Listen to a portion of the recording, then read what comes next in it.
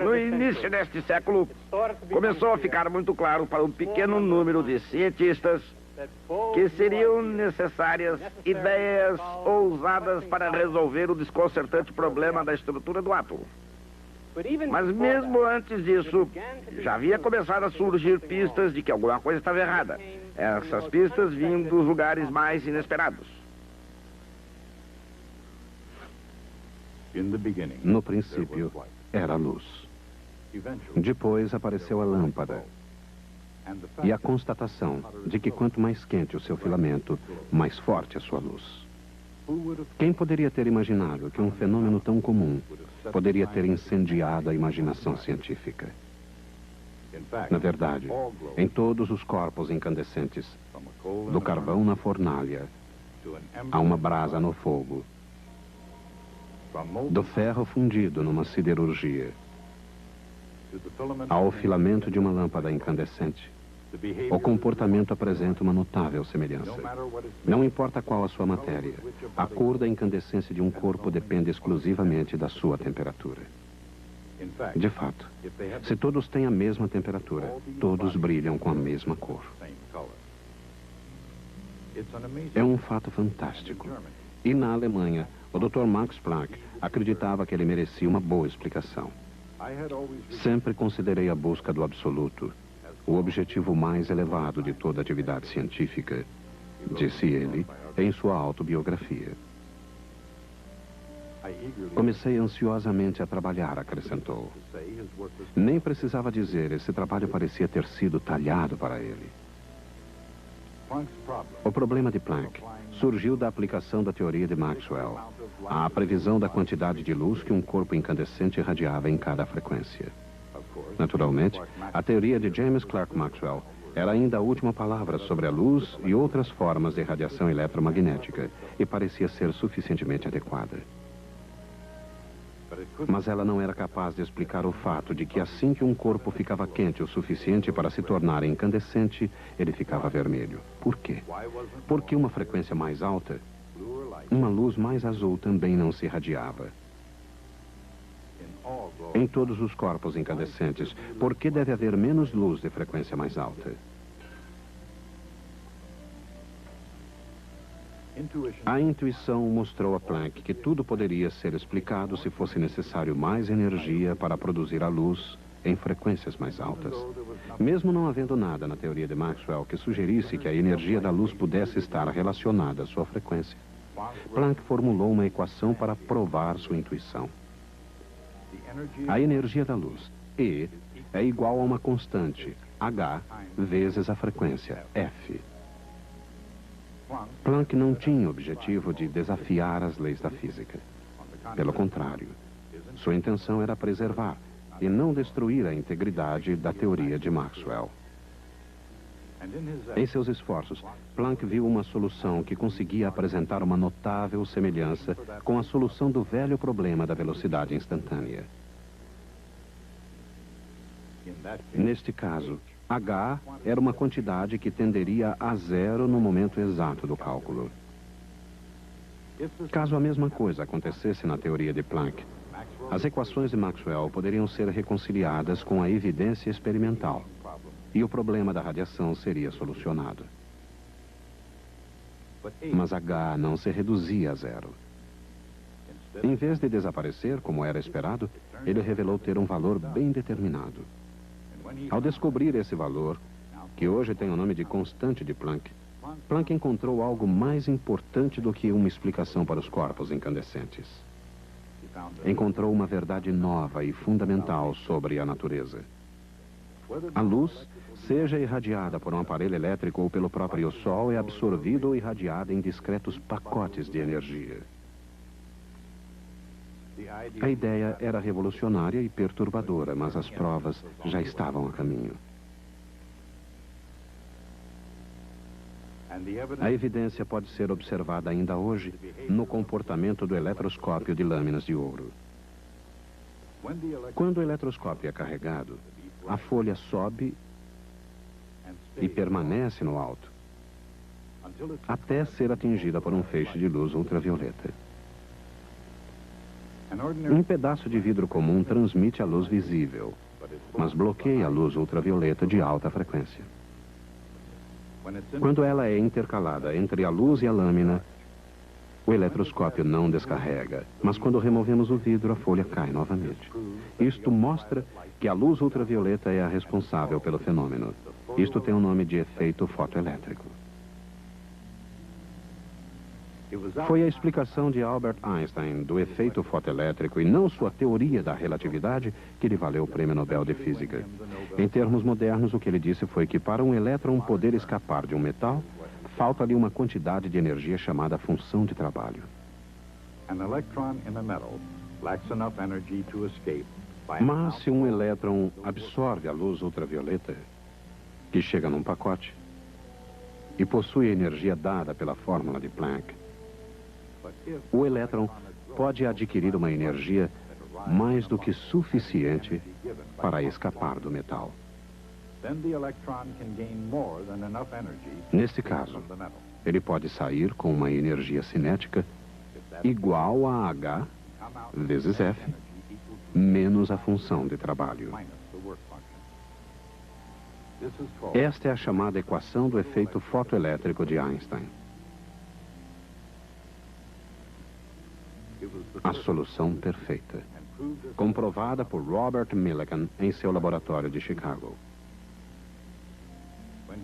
Ao medir as energias de elétrons injetados a partir de vários metais por diferentes frequências de luz, Millikan verificou que cada metal tinha uma diferente função de trabalho, embora a constante de Planck tivesse o mesmo valor universal para todos eles.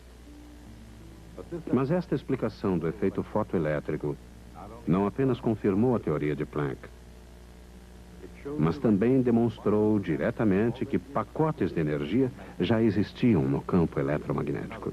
Em outras palavras, a luz chega em partículas.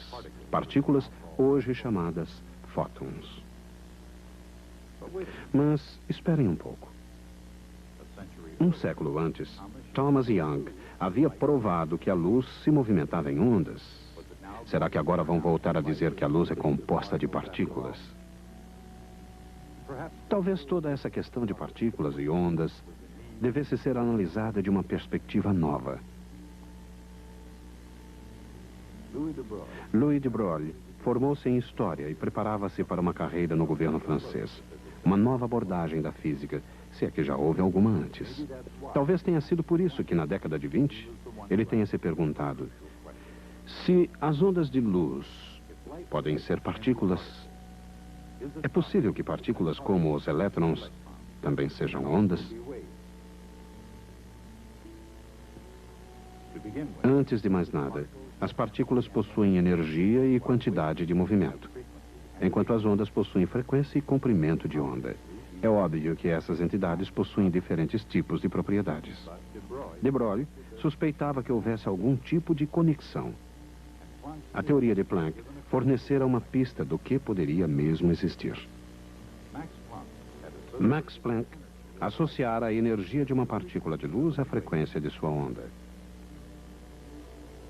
Dando um passo adiante, de Broglie combinou isso com a energia de uma partícula que, segundo a teoria da relatividade de Einstein, era dada por E igual mc ao quadrado.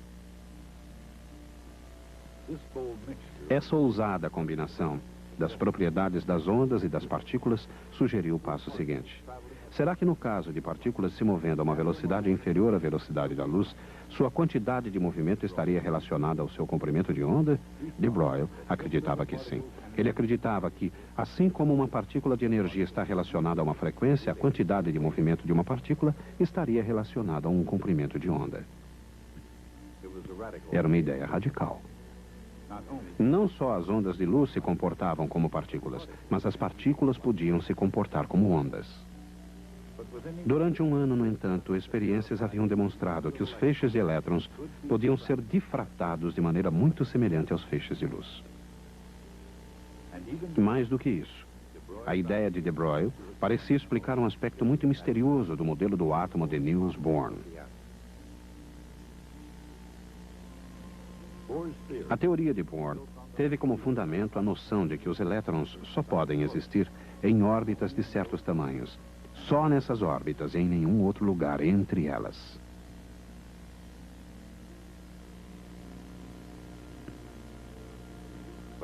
Mas se os elétrons são vistos como ondas circulando em torno dos núcleos, eles então devem existir em órbitas que aumentam de um comprimento de onda inteiro de uma vez. Desta maneira, cada órbita consiste de ondas de elétron que interferem de forma construtiva, se reforçando a cada órbita. Ao ser combinada com as fórmulas de de Broglie, esta ideia reproduzia exatamente as órbitas do modelo do átomo de Bohr, pois o momento angular de cada órbita seria um número inteiro vezes h barra.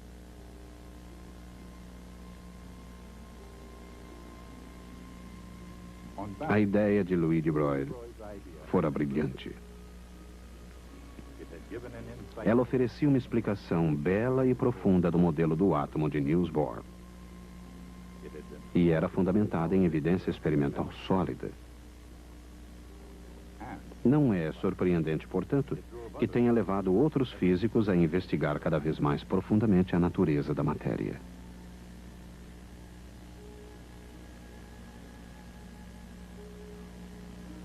Na Áustria, Erwin Schrödinger analisou as implicações do trabalho do francês e apresentou sua própria teoria a partir das ideias de de Broglie.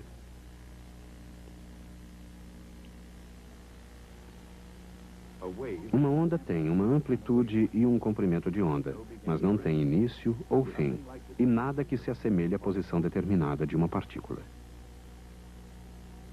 Isto é verdade, mesmo quando se acrescenta uma onda do mesmo comprimento, esteja ou não em fase.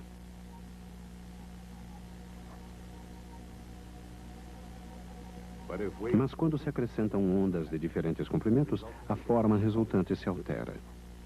Se essas ondas forem somadas e tiverem comprimentos de ondas quase iguais, o resultado pode ser um tipo de onda concentrado numa região limitada de espaço.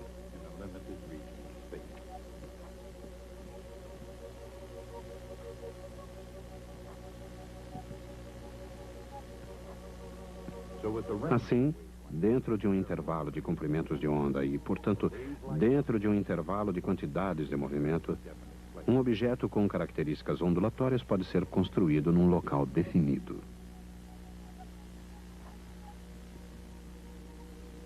Mas como ele possui um intervalo de quantidades de movimento, ele vai se espalhando à medida em que se movimenta. Ele não é uma partícula, mas também não é de fato uma onda.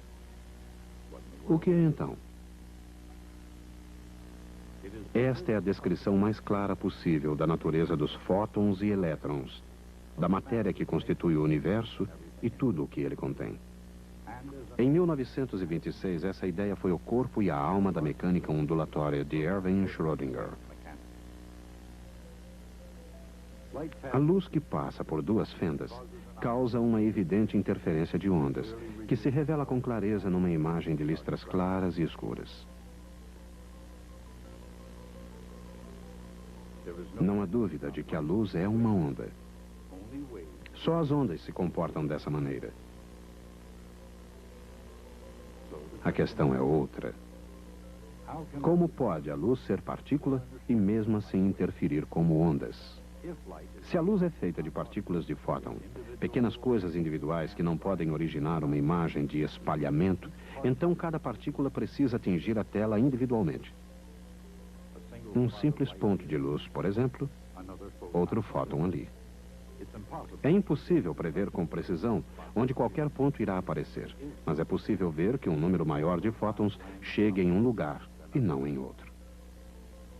De fato, existe uma maior probabilidade que mais fótons atinjam certas regiões e, finalmente, por causa dessa probabilidade, o resultado será uma imagem de difração de partículas semelhante à ondulatória.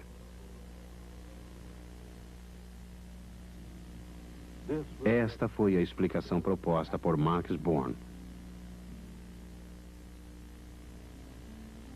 Os fótons podem ser partículas, disse ele, mas as imagens que eles formam são regidas por probabilidades de que sofram interferências como as ondas. Um colega de Born, Werner Heisenberg, levou essa ideia ainda mais longe. Como as partículas estão associadas a probabilidades de interferirem com as ondas, disse ele, é impossível saber exatamente a quantidade de movimento e posição de qualquer partícula ao mesmo tempo. A ideia talvez seja um pouco difícil de entender, mas essa era a questão. Partículas que são ao mesmo tempo ondas é algo difícil de se entender. A natureza de uma onda regular, com um comprimento determinado, é se espalhar no espaço. Se esta onda representa uma partícula, seu comprimento se traduz numa quantidade de movimento bem determinada. No entanto, nada que explica a localização da partícula. O lugar da partícula pode ser definido mais precisamente acrescentando-se onda após onda de diferentes comprimentos, mas cada novo comprimento significa uma nova quantidade de movimento. Em outras palavras, quanto melhor se sabe a localização de uma partícula, menos se sabe para onde e com que velocidade ela se movimenta. À medida em que a posição da onda se torna mais bem determinada, a quantidade de movimento da partícula se torna menos conhecida. Essa relação, ΔX vezes ΔP, é aproximadamente igual a H barra. É conhecida como o princípio da incerteza de Heisenberg. Werner Heisenberg, em sua busca de uma verdade científica mais profunda, elevou a incerteza ao nível de um princípio fundamental da natureza. Mas a ironia desta história está em outro lugar. Atraído por algo universal na natureza de todos os corpos incandescentes, Max Planck descobriu que a luz se irradia em pequenos pacotes de energia. Quando Albert Einstein resolveu o problema fotoelétrico, confirmou que os pacotes de energia de Planck existem como partículas no campo eletromagnético.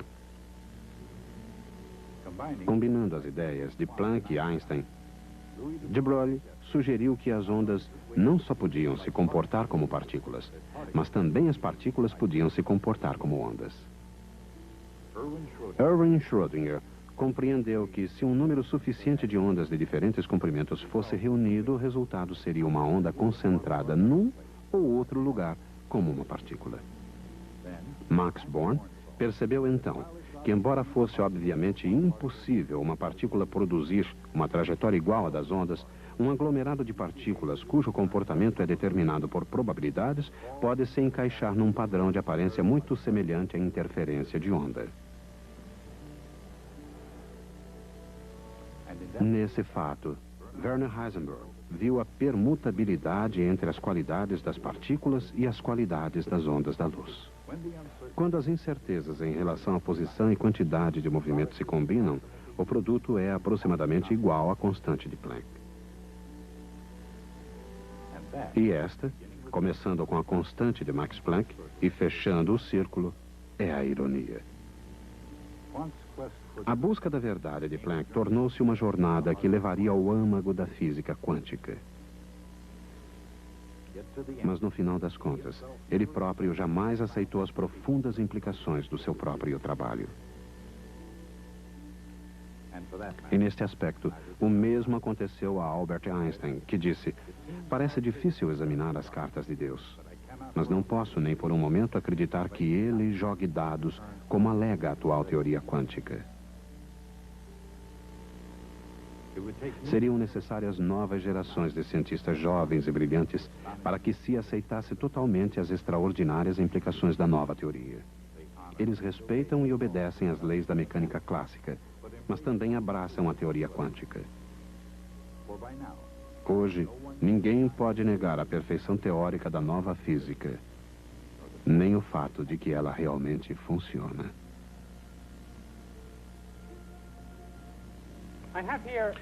Aqui está uma demonstração de como a nova física funciona. Uma demonstração muito elegante, mas tão simples que vocês podem repeti-la facilmente em casa com óculos Polaroid. Mas antes gostaria de lembrar como funcionam os óculos Polaroid. Lembrem-se que a luz é uma onda, mas uma onda transversal. Se a luz se movimenta nessa direção, o campo elétrico está realmente oscilando perpendicularmente a esta direção, quer seja para cima e para baixo ou de lado. para dentro e para fora da lousa ou obliquamente naquela direção. Numa lâmpada incandescente comum, a luz oscila em todas as direções possíveis perpendicularmente à direção de sua propagação. A direção na qual a luz está oscilando é chamada de plano de polarização. Uma luz comum não é polarizada. O que o polaroide faz é permitir, através do filtro polaroide, que a luz oscile apenas num plano do campo eletromagnético. Vou tentar ilustrar isso melhor para vocês. Tem uma fonte de luz. A luz está sobre a tela. Isto é um pedaço de lente polaroide. Quando coloco a lente polaroide no feixe, a luz fica um pouco mais fraca. Isso acontece em parte porque a lente está suja, mas principalmente porque a lente só deixa passar luz que vibre num determinado plano de polarização. Posso alterar a direção da polarização girando essa alça, mas quando faço isso não percebemos nada na tela, pois os nossos olhos são insensíveis à luz polarizada. Para mostrar que a luz está polarizada, devo inserir um segundo pedaço de polaroide no feixe. Vou colocar aqui outro pedaço de polaroide. A luz fica novamente mais fraca, mas desta vez isto acontece simplesmente porque a lente está suja. Esta polaroide está alinhada na mesma direção da primeira. Tudo que passa pela primeira também passa pela segunda. Para mostrar a vocês como funciona o polaroide, devo girar a direção da segunda. Quando faço isso, a luz vai ficando mais fraca até que nada mais passa pela lente. O que ocorre é que só a luz que é polarizada para cima e para baixo está passando pela primeira. A segunda só transmite a luz polarizada horizontalmente. E como não há uma luz assim, nada atravessa. E a tela fica sem iluminação. É mais difícil compreender quando a segunda é oblíqua, assim. Nesse caso, parte de uma luz atravessa, porque a luz chega ondulando para cima e para baixo. Isto permite que a luz ondule dessa maneira, mas cada vetor tem um componente nessa direção, e essa parte da onda atravessa. É assim que funciona o polaroide. É fácil compreender desde que acreditemos que a luz é uma onda. Mas acontece que a luz é também uma partícula e deve haver uma explicação de como isso ocorre. Como explicar? O problema aqui é que não posso dizer que parte da luz passa pelo segundo filtro quando ele é oblíquo. Uma partícula atravessa ou não atravessa. Um fóton atravessa ou não atravessa. Os fótons, as partículas da luz, chegam ao primeiro filtro. O primeiro filtro diz: cada uma de vocês está polarizada para cima, para baixo ou para os lados. Nada mais é permitido. Mas vocês estão polarizadas para cima, para baixo ou para os lados, com alguma probabilidade. Metade de vocês estão para cima e para baixo, e metade dos lados. A luz atravessa a primeira, aquelas que estão para cima e para baixo. Os fótons que vibram totalmente são barrados.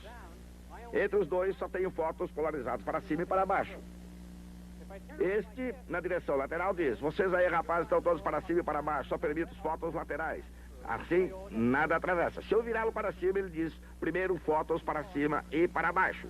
Eles atravessam e vemos a luz.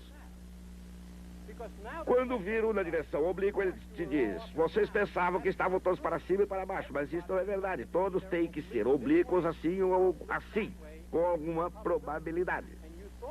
Vocês pensavam que estavam para cima e para baixo, porque a metade está assim e a outra metade está assado. Ela permite a passagem da luz polarizada nesse sentido. Esta é a explicação de polaroide para partículas.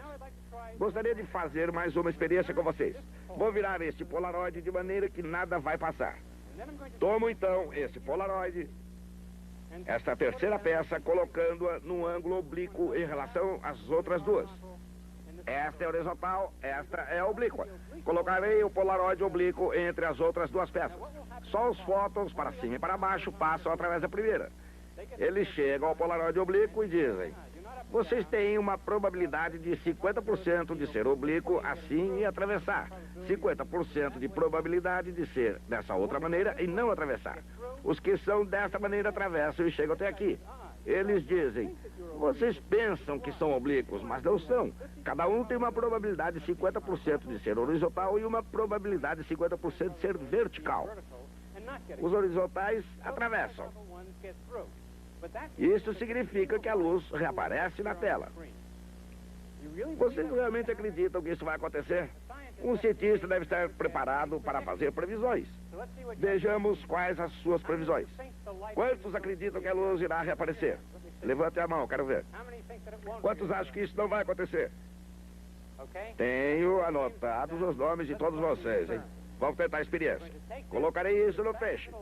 Afirmo que a luz irá reaparecer. Lá está ela. Ok? Lá está ela. Essa é, em essência, a maneira como a física funciona.